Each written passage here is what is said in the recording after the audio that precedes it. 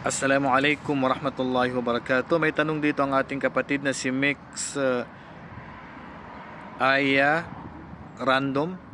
Ask ko lang po, nagsagawa po ng akika para sa bata pero walang nakatay na kambing.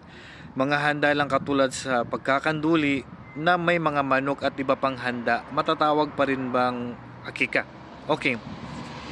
Alam ko may mga ganito na nag-i-invite para sabihin nila na sila daw ay maghahanda po ng akika, pero ang handa lang nila is mga kinatay na manok, kinatay na huwag binili na karne ng kambing sa market, o kaya ay mga isda, o ano bang mga inihanda nila na wala naman talaga silang kinatay na kambing. Matatawag ba itong akika? Ang sagot, hindi po.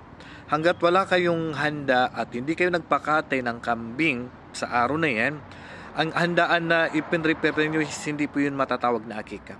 Matatawag lamang na akika ang handa para sa bata kung nag-alay kayo ng kambing na para sa bata na yun na ipinanganak.